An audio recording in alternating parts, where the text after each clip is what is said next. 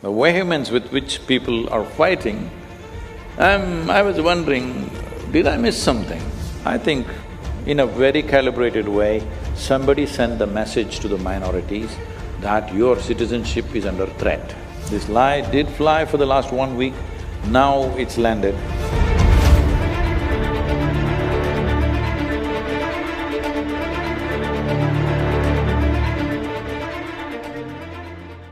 Namaskaram, Sadhguru. Sadhguru, there is a lot of turmoil in the nation regarding CAA and NRC. I am confused and many of us do not even know what to make out of it. Where did you come from? I am from Lucknow. Oh. And there is so much going on. Yeah, I know, Lucknow people are confused.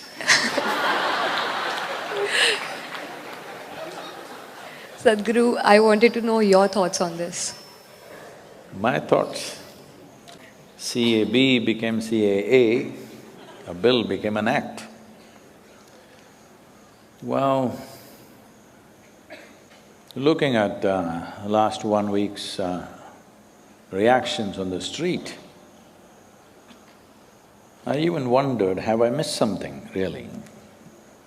Have I missed some aspect of it? Because I have not read the act fully, I only know it from the newspapers and whatever else is there in the… generally out there. Considering that many explanations that are being put out. See, this was one land, got divided about 72 years ago. Terrible things happened, nearly 600,000–700,000 people got killed, 3 to 4 million people migrated from both sides, going through enormous suffering. And the country, at least one part, not India, the other two parts that happened on religious basis. People divided the land on religious basis. Fortunately, we chose to be a secular nation, but the others chose to be, religious republics. But not everybody changed sides, because people have been living there for millennia. Not everybody will leave their property, their life, their everything and travel just because the nation… somebody drew a line.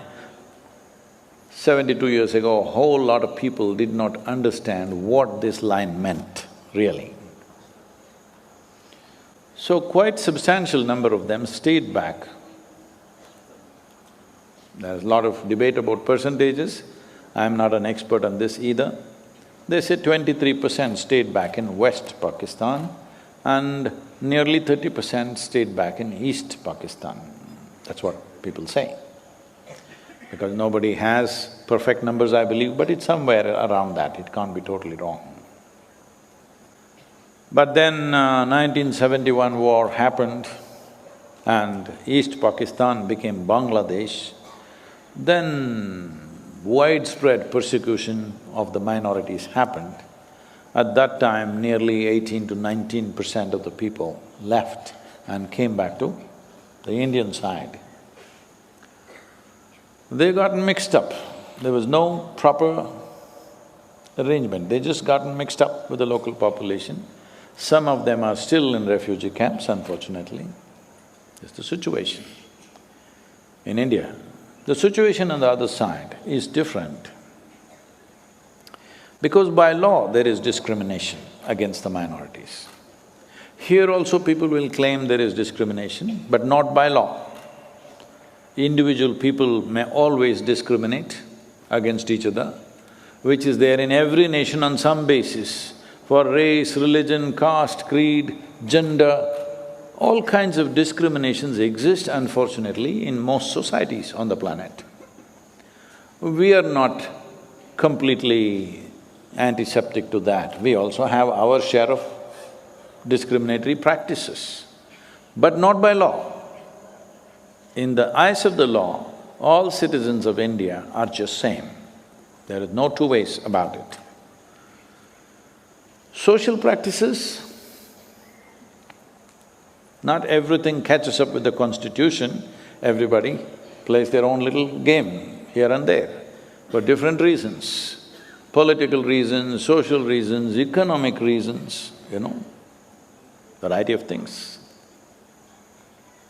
But on the other side, by law, there are discriminations, which by law, women are seriously discriminated on various levels.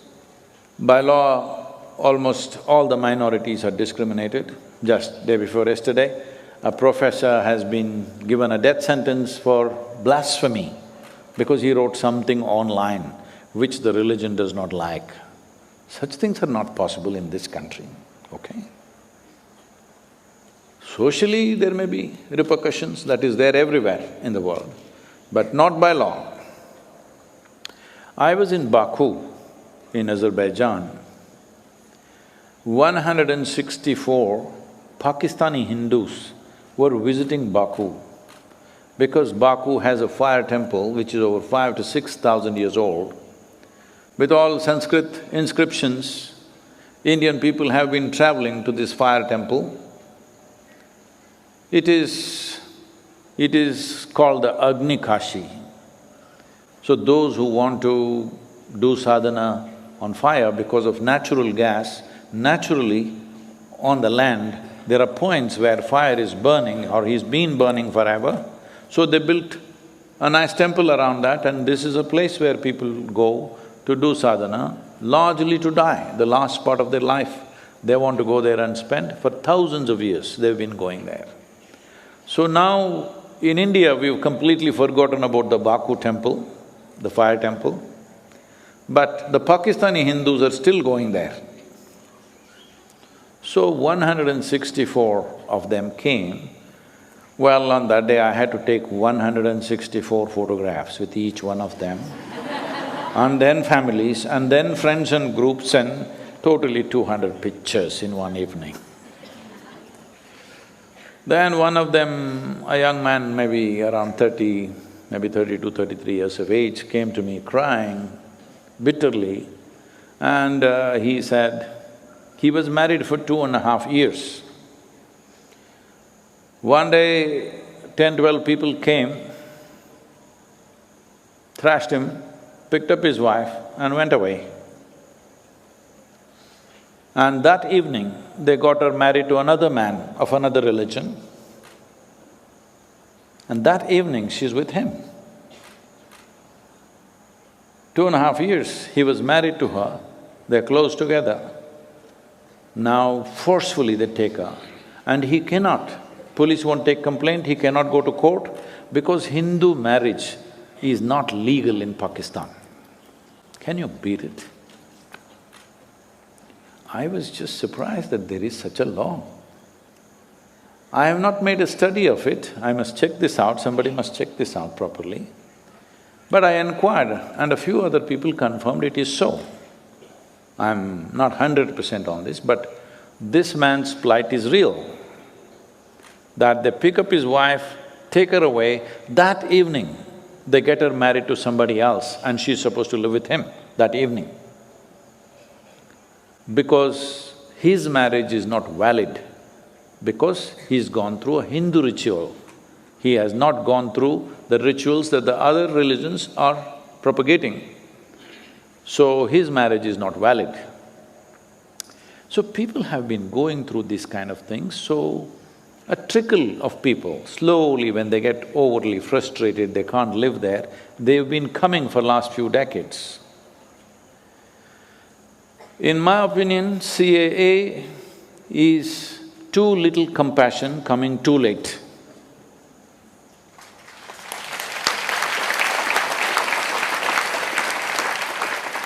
Because the atrocities that they have gone through, there are statistics saying they had this many 100 temples, now there are only this many, because systematically it has all been demolished so that there is no places of prayer or worship for other religions. This is happening for all religions, not for any one specific religion, because the fundamental belief is that the nation belongs to one religion. That is not the case with India, fortunately.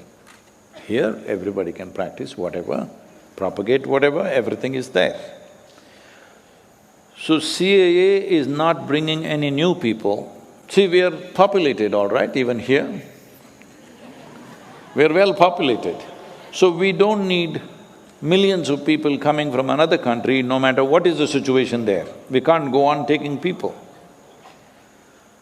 So some cut-off date was fixed as per the Assam Accord, 1972 or 71 or something was fixed, because that is the time when huge influx happened. A genocide which killed 3 million people. 3 million Hindus were killed just before Bangladesh got liberated. So at that time, a massive influx of people happened. So local people started protesting because their culture is being overrun by refugees. The refugee population is bigger than the local population in Assam, so they have always been protesting. You know the whole Assam movement in 70s. So there they made an accord that we will identify all the foreigners and send them back or do something, redistribute them, whatever.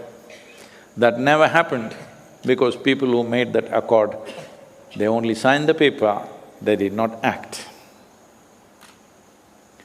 So now the cut-off date is 2014. Those who have come before that, that means they've been living in this country for 10, 20 years without a driving license, without a passport, without a ration card, without an Aadhaar card, without any kind of identity, like animals. There's no human identity in this country. Because of this controversy, should we accept them or not accept them? Now you make up your mind and say, till 2014, whoever has come, we will accept them. But looking at the reaction in the country, it amazes me, are we this hard-hearted that somehow, for whatever reasons, but this bill is only focused on religious persecution.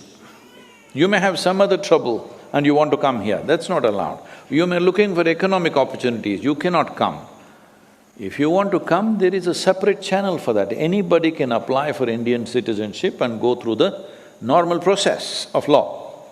Like in any other nation, even in India, you can apply for Indian citizenship, go through the normal process irrespective of your religion, you can come into India. This is a block acceptance of citizenship. This is for those people who have been living here. 2014 means they've been here for at least over 7 years. Most of them over 15, 20 years.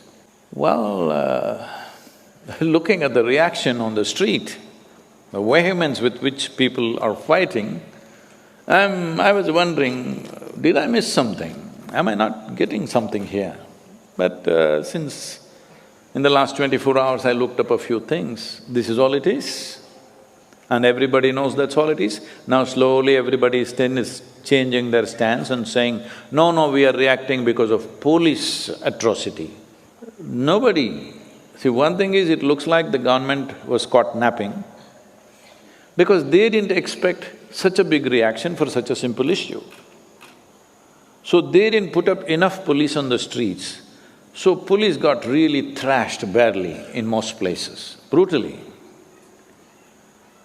So when a few thousand people corner 25 policemen and thrash them, naturally when the bigger force comes, they are going to do some things. I'm not trying to justify anything. This is the reality that we have seen in the last 8 days. And now everybody is changing their stance and saying, no, it's not that, we never said it's religious discrimination, it is just police should not enter the university. But university students can behave like quarry workers, and from inside the university they're throwing stones at everybody, and police should not go and stop them.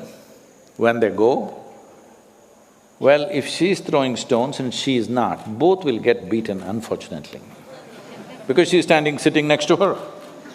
This is the way it works in the crowd, huh? Will they go out and point out only she was throwing, others were not throwing? It doesn't work like that. All of them who are sitting together, everybody gets beaten. But I think they didn't use their firepower. That is a lot of restraint, otherwise people would have died in big numbers. Lucknow, where you come from, there are 56 policemen who have bullet injuries. Where did the bullets come from? Lucknowi people. What are you up to? Police have bullet injuries. What does it say, unfortunately? So, this is a dangerous game people are playing. I think there is a certain desperation among certain people who misinformed illiterate masses of religious groups who went wild thinking that the local Indian Muslims will lose their citizenship. That's what they conveyed. They sent out a message saying, they are discriminating and all of you will lose your citizenship and they will throw you out. This is… well, such mischief should not have worked on the scale that it worked. It should not have. It's unfortunate. Still, in today's day and age where you can just open up your phone and read the act, what does it say? What does the CAA say? Any student can read it, but all of them are coming and behaving like illiterate people. They're studying in premier universities, and how come they can't read the damn act?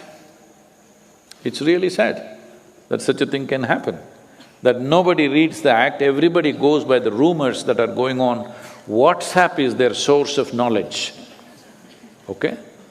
I hope they're not doing any PhD on WhatsApp. It's really terrible that public property is burned and destroyed. Ordinary people's scooters and cars and shops being absolutely vandalized like this, for what? Because once the crowds go into a frenzy state, nobody knows why they're doing what they're doing, everybody's doing something. I think in a very calibrated way, somebody sent the message to the minorities that your citizenship is under threat, which is an absolute lie. Unfortunately, it did fly. This lie did fly for the last 1 week, now it's landed, now people know it's not. So they're trying to find different reasons why we did what we did. It's very unfortunate. You also want NRC? You're determined to get me into trouble. See, there is an NRC in every nation. It may not be done in this format. What NRC means is, every citizen must be registered. All those who are living in this country must be registered.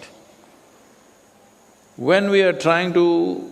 in Coimbatore city, there was an attempt to register all the dogs which have some ownership. I'm saying, the idea is we must know how many dogs, otherwise we don't know what will happen. Because some children were killed by packs of dogs, loose dogs, street dogs, out there attacking school children and eating them up, killed. So then somebody suggested, all those who have some ownership, they must have a tag and they must be registered. Their birth and death must be registered. When we are thinking on these lines, we want even dogs to be registered. Is it not important how many human beings are there in this country? Where did they come from? Were they born here? Did they come from outside? What is their antecedents? Is it not important for a nation to know this if you want to conduct this nation properly? But some people think that is also discriminatory. This is for everybody. All of us, you and me, will have to register. Now, they are giving you various options, you produce your birth certificate, people say we don't have. You show the school footprint, no, I never went to school. You show the ration card, no, I don't have it. Show the Aadhaar card, I don't have it. Show the election registration card, I don't have it. Then who the hell are you? And if you don't have any of these things, they're saying produce 3 witnesses who know you for a period of time. No, I don't have witnesses. Who are you? It is just probably, I think in some way,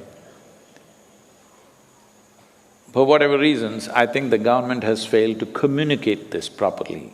Otherwise, personally, I don't see one issue on these things. But I think communication-wise, the way it is communicated, unfortunately, certain number of people are perceiving it as a threat to them. That must definitely change. If anybody is issuing a threat through these two most essential, one is of some compassion, coming very late in my opinion, it should have happened much before. Another is an absolute necessity for a nation to register every citizen who lives in this country. See, there are so many foreigners here, we don't know who they are. Yes, we should know where they come from and why they have come, isn't it? In any nation, that's a fact. So, such a simple thing, I think, was lack of proper communication, and people took advantage of it and made sure it was miscommunicated, and illiterate youth in the universities went wild.